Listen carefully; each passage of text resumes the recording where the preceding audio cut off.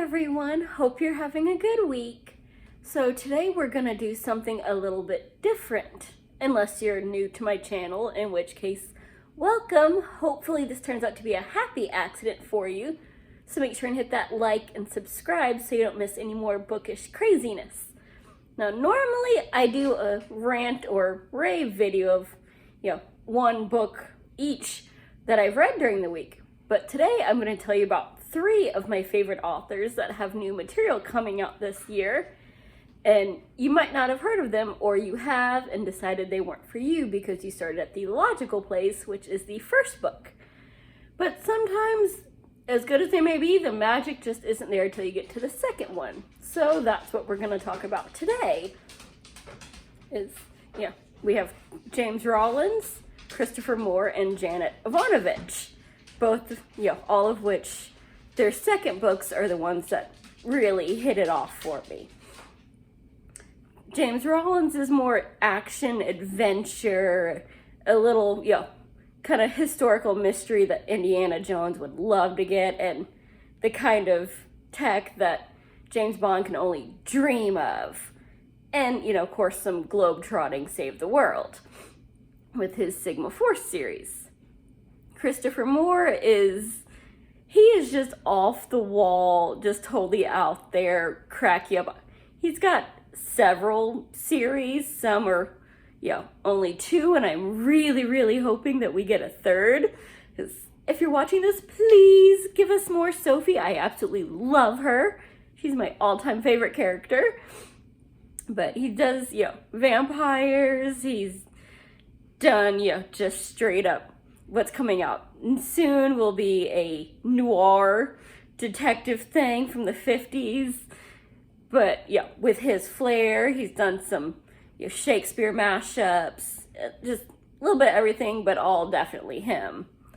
And Janet Evanovich, you might have heard of because a few years ago, Hollywood tried to make a movie off of one of her novels, but they picked the worst book in the series, again, the first one, that is nothing like any of the others. And even though they tried to liven it up, it's dark. And the casting wasn't, it didn't happen, but I promise it gets better. So to start off with, Janet Evanovich, Stephanie Plum novel. Now, I know I said start on the second novel, and that's clearly the third, but that's because my second novel I have an omnibus of the first 3, and I really didn't want to try to pick that one up one-handed and hold my phone. This would be the last video you'd be getting, assuming I even managed to upload this one, if my phone survived. And what that book I just showed you is her Stephanie Plum. Kind of think, Lucille Ball does Jersey bounty hunter with a former hoe for a sidekick who still dresses like a plus-size, streetwalker. And these are they are all over the place. It's formulaic to an extent, so I will admit, after about the 20th book in the series, I enjoy them, but I'm not buying the hardbacks and rushing out for them anymore, though she's got a few new series that I'm really excited about, because she usually is co-writing these, and it just brings in some fresh blood and some new characters, and it's very fun. But the Stephanie Plum ones, it's just so much fun. You've got this, former, was buying underwear for some big business until they went under, kicked her out, and her grandma, basically blackmailed her cousin. You're hiring my granddaughter or else. So now she's a bounty hunter. And completely out of her depth. Basically she succeeds by pure dumb luck and stubbornness. And help from random places, like her sidekick that she saved in the first novel that was dark as all get out. The cop that she doesn't know whether she still wants to run him over again or hook up with him. And then there's Granger, who's also a bounty hunter, and if he hasn't been described this way in the books at least once, he should be. He's basically sex on a stick. All he's gotta do is walk in the room and all the girls are very happy.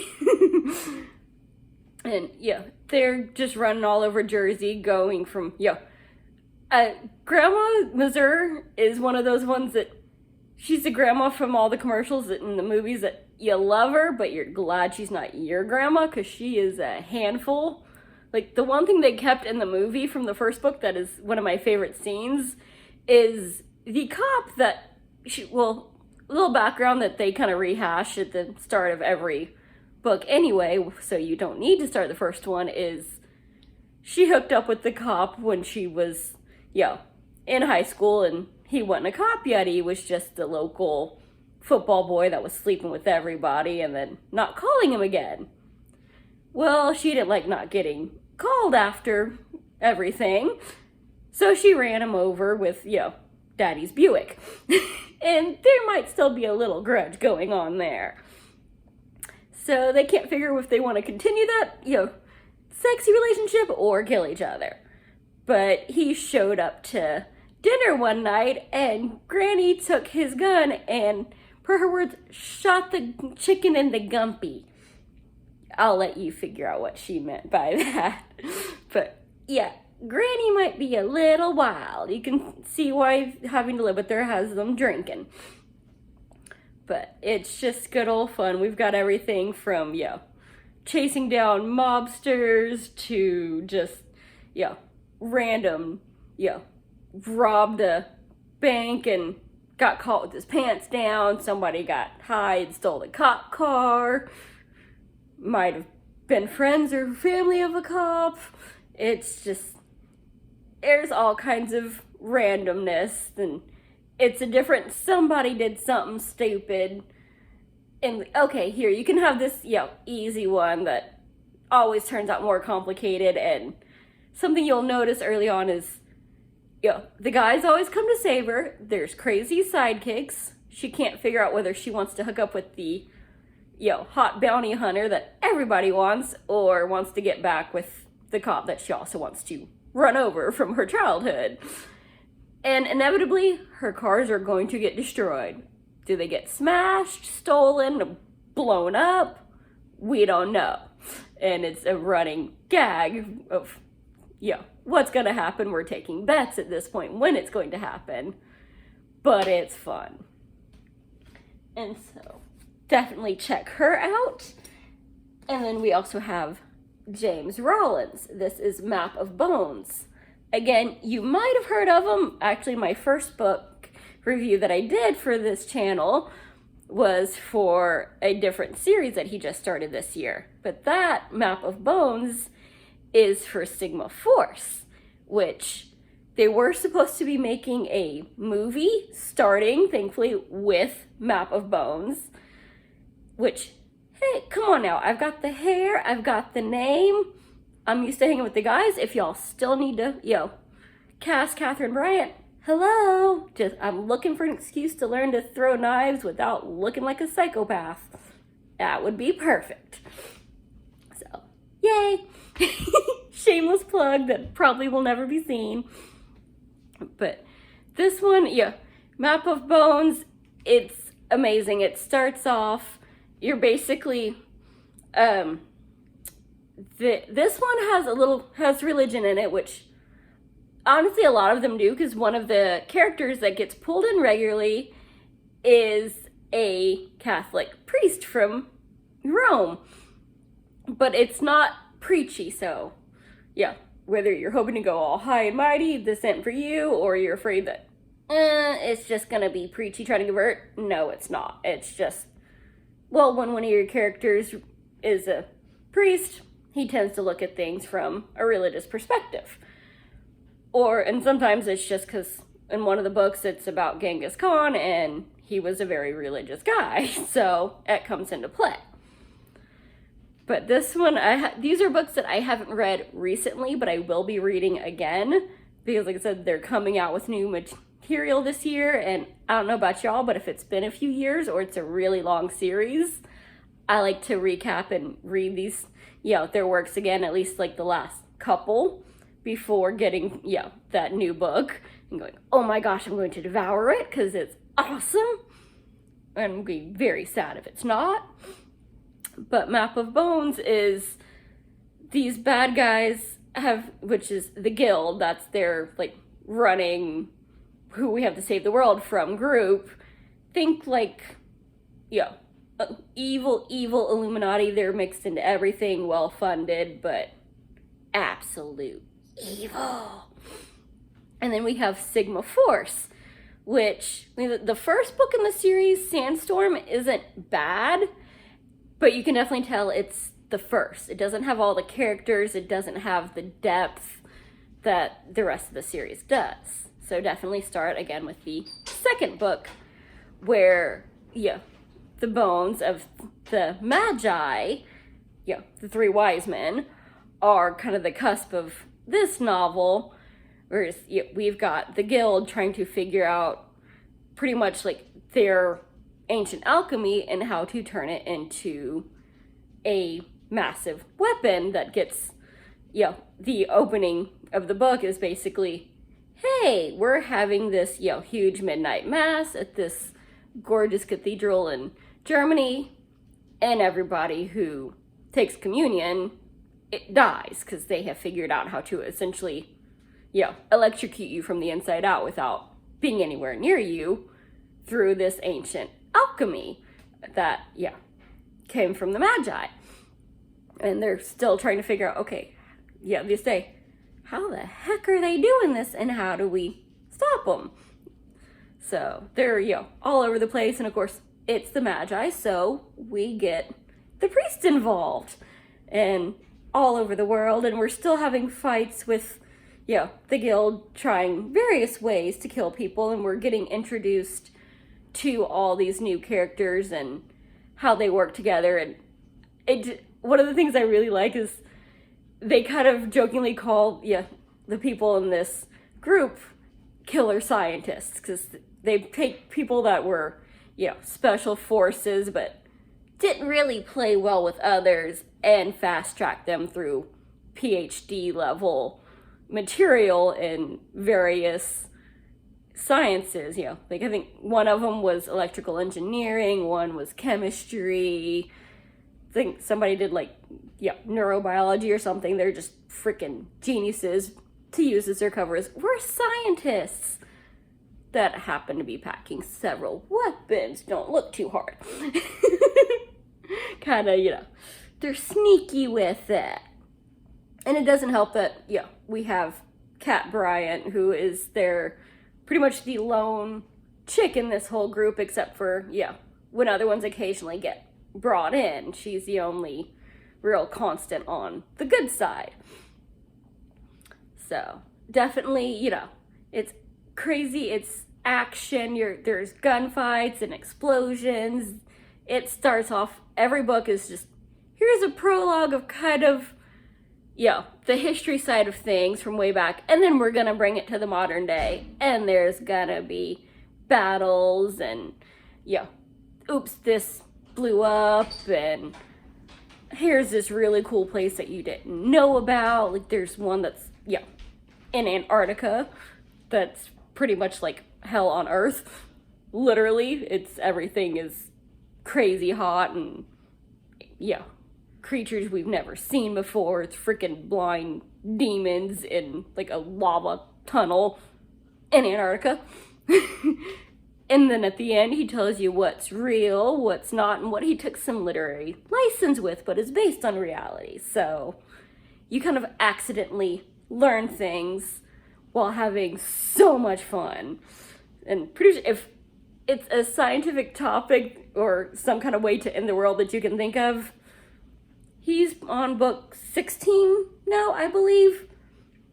He's probably talked about it, and if not, it might be in one of his individual novels. Like, my favorite one of his, James Rollins, actually is an individual one, is Amazonia, because I love the idea of the Amazon, but I don't want to get killed 50 times over in one day, so I settle for his books on that. And the third author I have for you, Christopher Moore, and You Suck, a love story.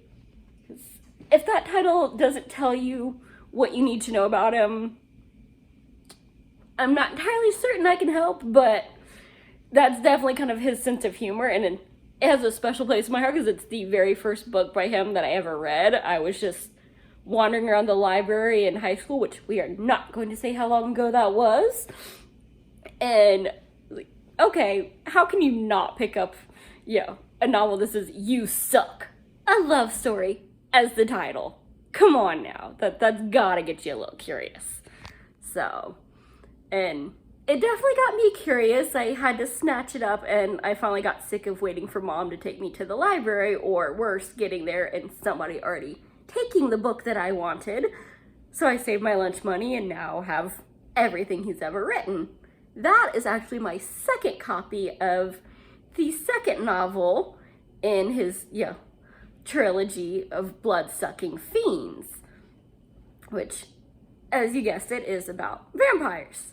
I had to buy the second one because I got to meet him years ago in San Francisco when he was actually doing a talk about one of his Shakespeare books. And, dude, it's my favorite novel. I totally shamelessly fangirled all over him beforehand. And he was still nice enough to take yet another picture and sign that book for me. So, of course, that one is not going to be damaged by wear and tear, but I am not gonna not read my favorite book, so second copy, and totally worth it. I actually have both pictures of me with him in various places framed around the house, because who doesn't want bragging rights of getting to take a picture with Christopher Moore? And Blood-Sucking Fiends is, the first book actually is called Blood-Sucking Fiends, and that's the trilogy. And it's vampires in San Francisco. But it's not your usual vampires. There's no scary, and they definitely do not sparkle. These are just, I love them. Like, the main characters are Jody and C. Thomas Flood. Jody is, 26-year-old redhead that is understandably pissed because now she has been doomed to a life of being 5 pounds overweight for eternity and doesn't even get to enjoy the good food that got her that way. Now she's gonna be on a stupid liquid diet. So she is all kinds of pissed about getting turned into a vampire. And now she also needs what's a nice way to put this? Minion. Because as if it isn't hard enough to go outside as a natural redhead anyway. Now she really can't go outside because redhead and vampire, not a good combination for outside. And her boyfriend turned out to totally suck, so she's got to get a new one.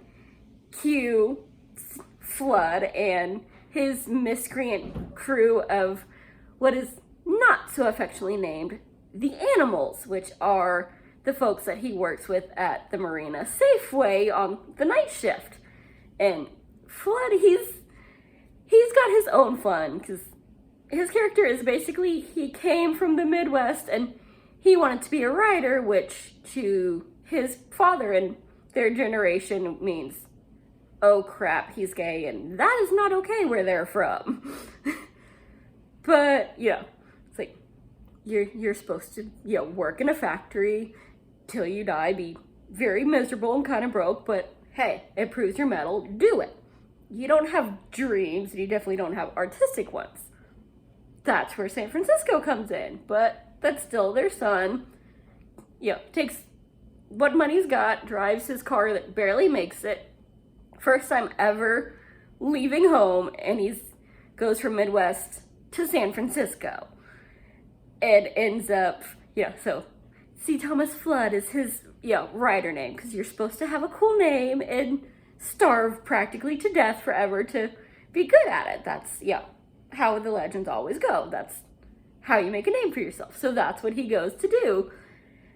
And, she's someone who goes, Safeway, and goes, hey, you look like you could be my, bitch. Let's be real. I think they actually say that at one point, so sorry, little language. But he's the only one that's not a complete creep out of the whole crew, so, he becomes her minion, and does all of her little day work. And, Yusuck kind of follows them through this, where they have, attempted to take out the vampire that turned her. And then, I love it, the first sentence in Yusuck has another cuss word. It's, you bitch, you killed me, you suck.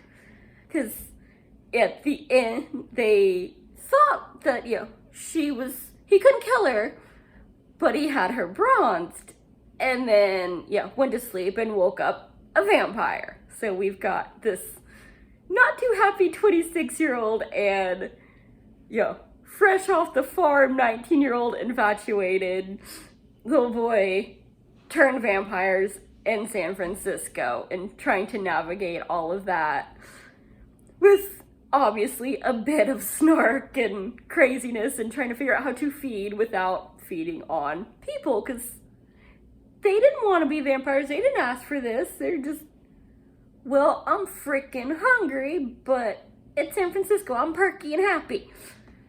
So they go through all kinds of, craziness trying to figure out how to be a vampire. And of course, now that she's turned her minion, they need new ones, because now neither of them can go out during the day and do things like keep the power on and make sure nobody opens the door and turns them into crispy piles. So it's all over the frickin' place, and it's just one of the funniest things I have ever read. And if you ever get a chance to meet him, I know usually you're told don't meet your idols.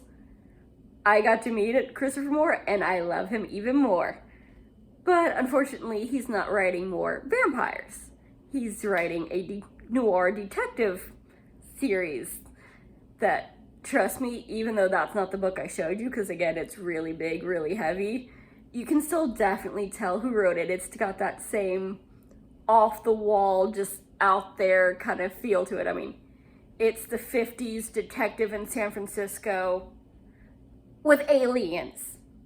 Yeah, you heard me right. It's a detective novel with aliens in it.